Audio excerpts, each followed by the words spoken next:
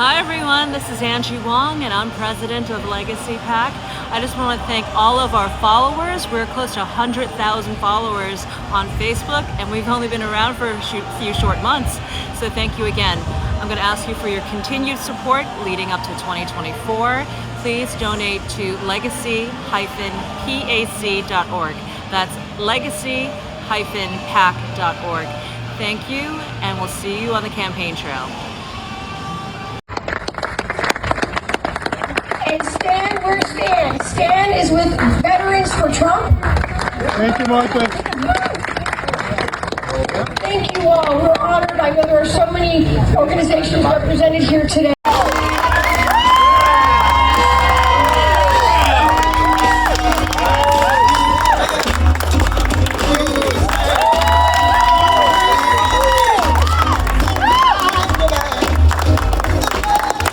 Well, I want to thank everybody for being and coming to Mar-a-Lago. This has been a man that I sort of fell in love with. You know, when I say that they don't like that, they say, oh, they talk about Kim Jong-un. They said, oh, you didn't really get love letters. That's the fake news.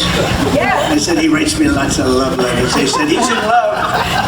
But I tell you what, we did fall in love in a way because he had it right from the beginning. And Leslie, where's Leslie? Where is Leslie?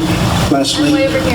Congratulations, Leslie, on helping him steer through all of the turmoil and all of the things you had to go through to get here. You've really done. It's been a great journey for you, a quick journey, but it's been a great one. But a tough one. It's never easy.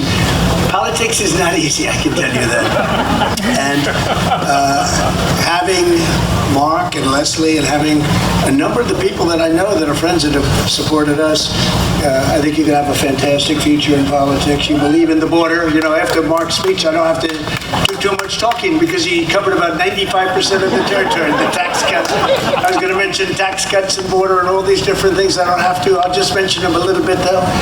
But we have a country, I don't think it's ever been in the danger that it is right now, and that's largely because of the weaponry. Today, it's not army tanks and rifles shooting across the stage, which is bad. Today, it's nuclear weapons and other forms of weaponry that are so devastating that there'll be nothing. If something happens, there'll be nothing like you'd witness in World War III if that's what happens. And it's mentioned now all the time. This was never mentioned. I don't think in 4 years you ever heard that term, World War III, and I don't think you ever heard the term nuclear. I rebuilt our nuclear. I didn't talk about it because I hated having to do it, but I rebuilt it. And some is new and some is renovated. Some of it was 45 years old that hadn't been touched. They didn't know if it worked. But hopefully it's not going to be needed, because if it's needed, it's going to be devastation like no one's ever seen before on both sides. There could be no winner. But I've never heard the term used so freely and so openly as it is right now. I read today where Iran in 3 days is going to have a nuclear weapon. 3 days.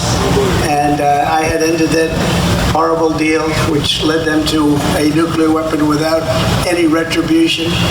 But it seems inconceivable that this country would allow that to happen, because that's really danger. I dealt with Kim Jong-un. We dealt very successfully. I think they would have we would have had a war with them had the previous administration stayed a little bit longer.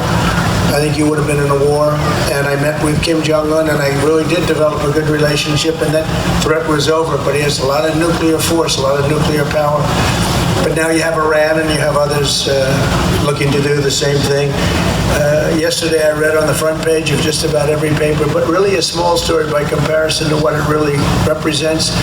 I read where Iran and Saudi Arabia are getting together because of China. China! I said, this is impossible. Essentially, they've taken over the Middle East, because that's what happened.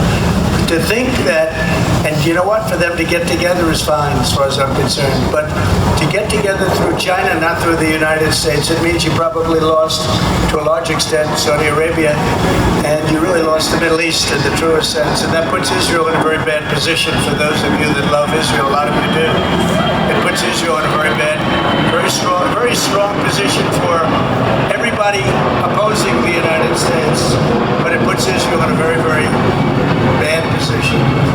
So I don't think I've ever seen a time where our country is at a bigger disadvantage or at more danger than it is right now. We have people that don't understand. They speak nicely when they should speak tough. They speak tough when they should speak nicely. And, you know, when you look at some of the deals that are made, some of the alliances that are allowed to be made, that are not natural alliances. When you were studying history, the thing you learned very early on with me, like very early on, the one thing you never want to see is Russia and China aligned. Well, they're aligned right now. They're aligned. They're aligned like they've never been aligned before. They're natural enemies because of the location. Because if you look at the land, Russia land is vast. It's bigger, I think, than the United States by 4 or 5 times. If you look at a map, it's like incredible the size. And China is very tight. And you have a line demarcation. And on one side it's very crowded with people. On the other side, there's very little. That's a natural expansion. But now they'll work something out. No, we've forced an alliance between Russia and China, and it's going to be a strong alliance, gets stronger every day. And then you can now add Iran. We had Iran in great shape. They were going to have a deal with us. It's not going to be no nuclear weapons, anything else. And I told China, look, if you want to buy oil from Iran, that's okay, but we're not doing business. You're not doing any business with the United States. You know, we have a deficit with China now of $512 billion a year. So we have a lot of strength. We have a lot more strength than people would ever realize. It's called economic strength. And I said, if you buy oil from Iran, you can, lots of luck, but we're going to go cold turkey. We're not doing any business with you. And I put tremendous tariffs on things that they sell us, like a lot, like steel, as an example. Our steel mills were going dry, they were going dead, because China was dumping massive amounts of steel into our country like nobody's ever seen.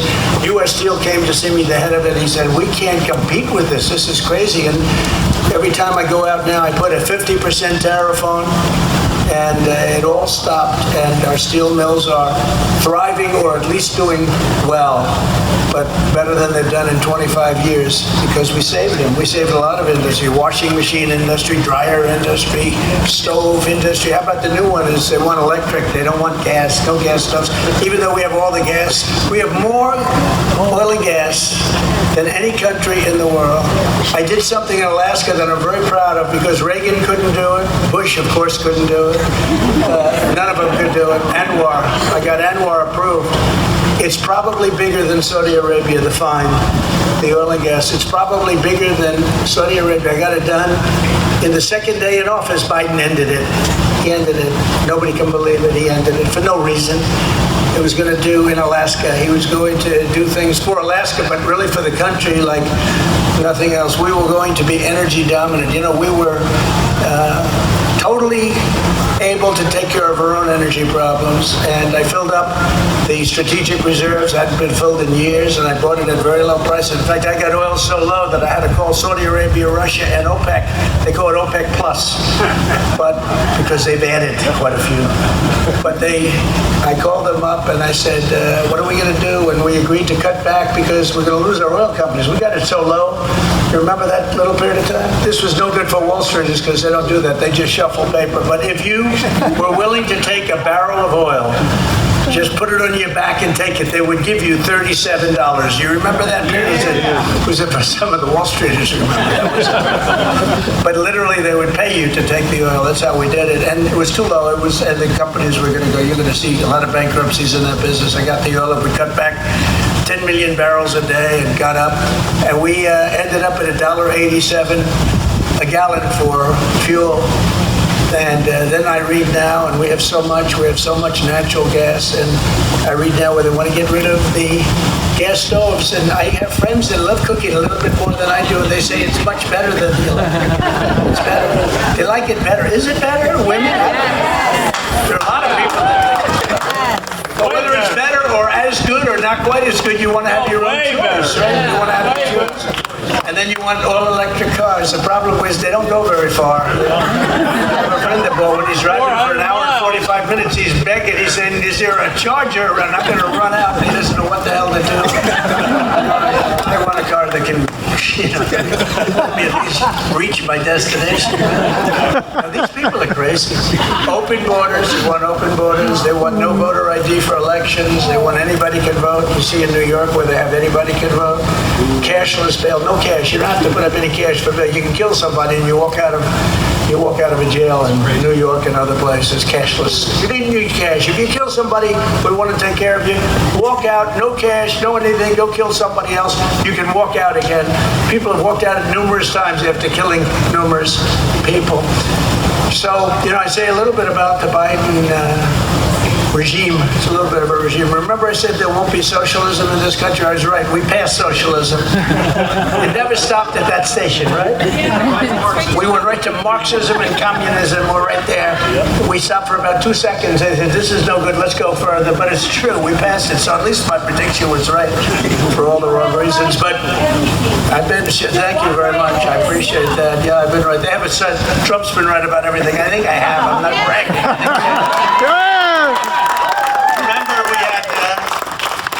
Nord Stream 2, and I said, wait a minute, nobody ever heard of the term Nord Stream 2 except till I came along. And I said, Russia's building a massive pipeline to Germany and many parts of Europe. Massive, biggest project they've ever had. By the way, I ended that project, and I also gave the javelins to Ukraine and all these other things. And then they said, he's soft on Russia. And Putin actually told me, if you're soft on me, I want to find out what bad on me, because there's nobody that's done the destruction that you've done.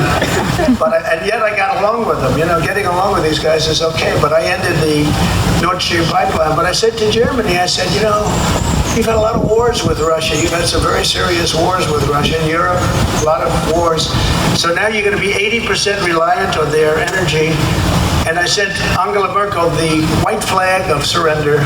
She said, but why? But why are you sending me this flag? I said, so that when you surrender to Russia in your next war, you won't have to do a lot of work. You won't have to do a lot of work. You can just sit in your beautiful window and you can wave the flag that we surrender. Germany surrendered. And they all smiled. They thought it was funny. And then I made the speech at the United Nations, which now is quite famous.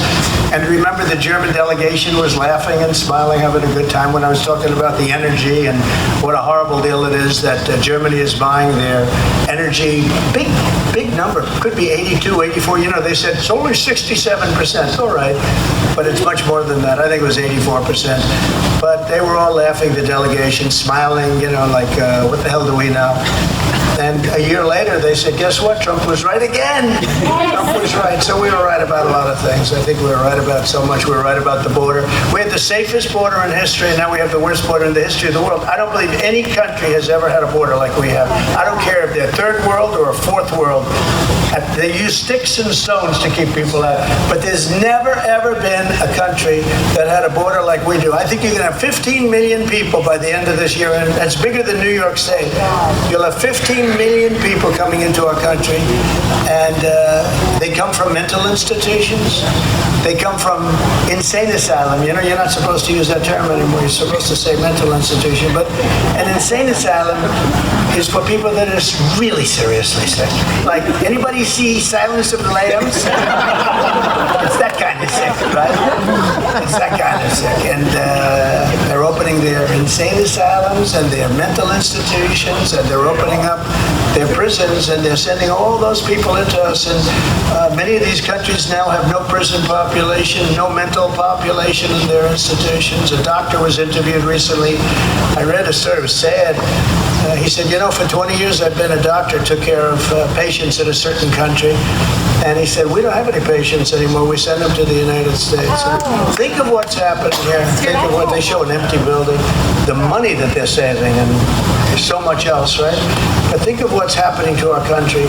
We're like a dumping ground for the world to just dump.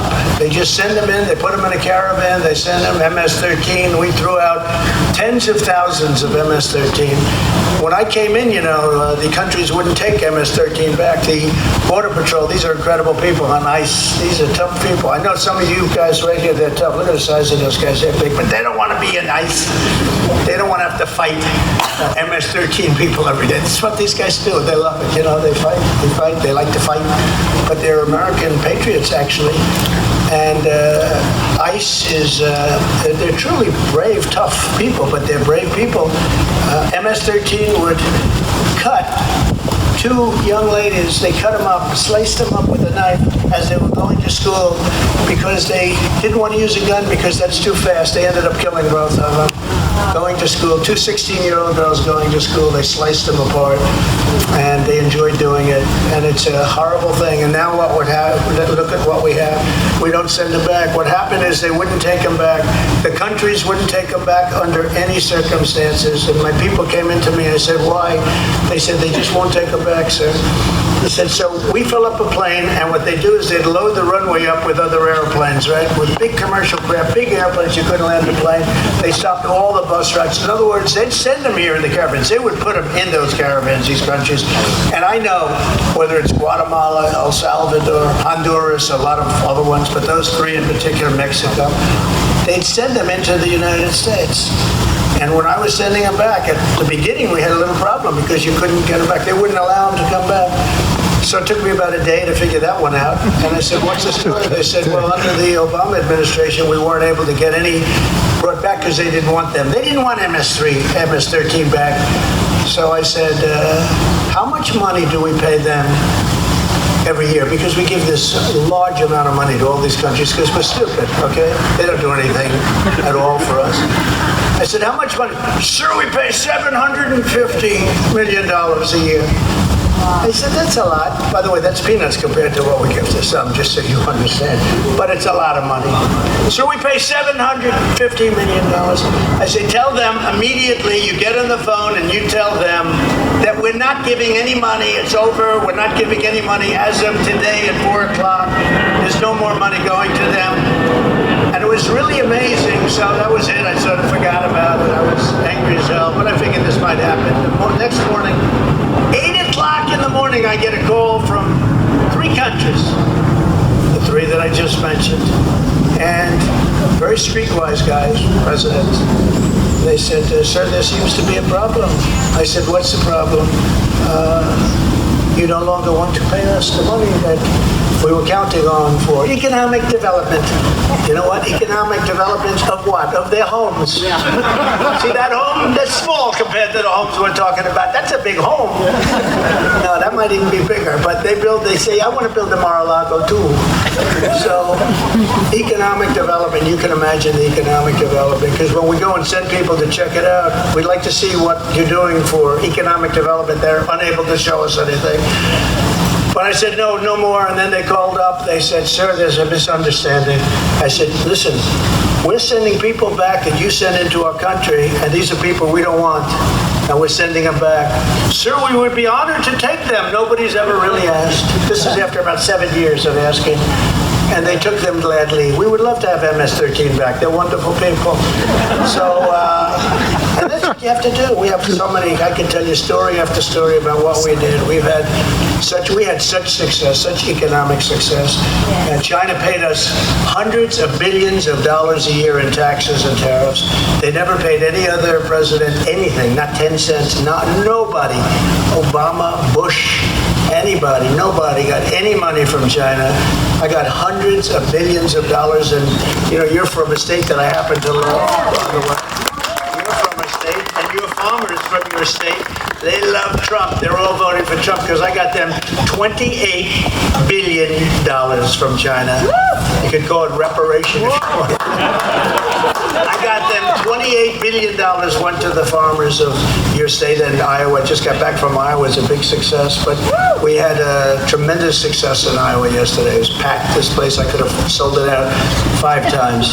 So it was a really great thing, but the farmers love Trump. I said, there's no way Trump loses the farmers, but you have a lot of farmers in your incredible state. And I've won your state every single time in the primaries and the general, and I love that state. But we took care of your farmers. You got to think of it. China gave us $28 billion with a B dollars. I said to our Secretary of Agriculture, Sonny Perdue, Sonny, how badly have they hurt our farmers over the last 4 or 5 years? He calls me back about 2 days later. He said, sir, I have the number, $28 billion they've suffered.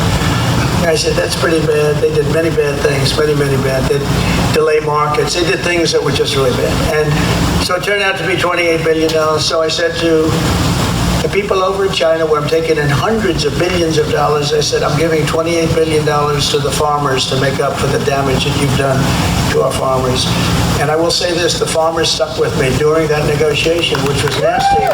The farmers said no. I remember a newscaster, a sleazebag, not like him, a sleazebag. This was a big newscaster, but not of your quality. But he went over and he was looking for a farmer to say bad about Trump because there was a period of a year and a half because, you know, we're all negotiating, a nasty negotiation actually. And do you mind that you're doing poorly while the president negotiates? No, the president's doing the right thing. Yes, we're suffering, but he's doing the right thing. It's about time somebody did it after living like this for 30 years and the advantage they took of us. And the president's doing the right thing. I never forgot it. And he's going around to everybody. They're all saying the same thing, the farmers. And all they wanted, and they say it loud and clear, all they wanted was an equal playing field. I said, I'm going to get you more subsidy. I'm going to get you more help. And one of the guys, 59 people at the White House, farmers, he raises his hand and said, so we don't want subsidies. First time that ever happened to me. Everyone wants subsidies. He said, we don't want subsidies, so we just want a level playing field. That was the farmers. They're great. But I got him $28 billion, and your state was a big beneficiary. So I just want to say Mark is a terrific guy. I don't do this often. I don't do this House thing often here. I do it with people I really like and really respect, and they come in and they can use it. But I can't do it a lot because we'd have a lot of people here every night, wouldn't we? But I do it for the two people that I think are really fantastic. Leslie, thank you very much, and Mark. He's going to be a tremendous congressman. He's going to be tremendous at a lot of other things. I don't know if he's going to stay there for a long time or for a short time and do something else, but I hope you stay there for a long time, or unless there's something else that looks even brighter. But I think you have a very bright future, and it's an honor to have you both at Mar-a-Lago, and I will see you soon, and go and enjoy yourselves and have fun. Have fun. Thank you, everybody. Have a good time. Thank you.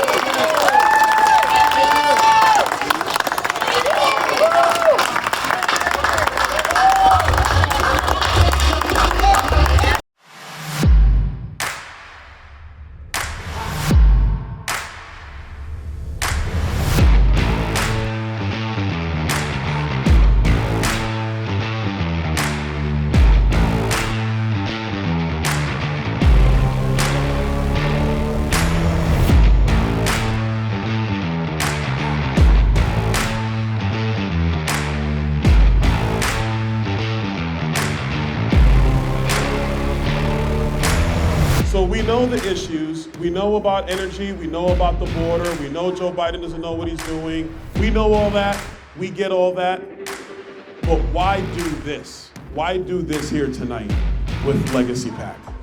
Because there's a whole lot of people who have the passion to save this country who need help getting off the ground. The purpose of Legacy PAC is to save America. That's our mission. That's what we really want to do because America's worth saving. We support the next generation of conservative leaders. We just want people, good, solid patriots. They're not embedded in like the establishment. I am a political outsider. By trade, I'm a cybersecurity engineer. Okay, so this is my first run in politics. We need more conservative Republicans standing up and fighting for the Constitution. We're an America First PAC, and we want to promote and help our up-and-coming candidates, and we're going to be holding the line for President Trump. I joined the Army at 17 years old. My first day at my first unit, which was 25th Infantry, was September 10th, 2001. So the next day was 9/11. And I spent about a total of a decade between Iraq and Afghanistan in country. So my country means everything to me. When I realized that if people like myself who don't want to be politicians don't start stepping up and taking these seats, that nothing's going to change, then I said, okay, I'll do it. Who deserves to lead the people of this country more than those who serve this country? So I'm behind every one of them. So let's make sure we get more veterans into power. I'm all for it. Remember why you're involved. We have to make sure people remain humble and not engage in self-glorification. You are here for one reason, and that is to save the country. period, end of story. And for those candidates who are looking uphill and wondering how, keep your head down, focus on the target, and outwork everybody. And I promise you, you're not gonna lose. You're either gonna win on election night or you change the game on election night. So God bless you guys. Thank you so much, Legacy PAC.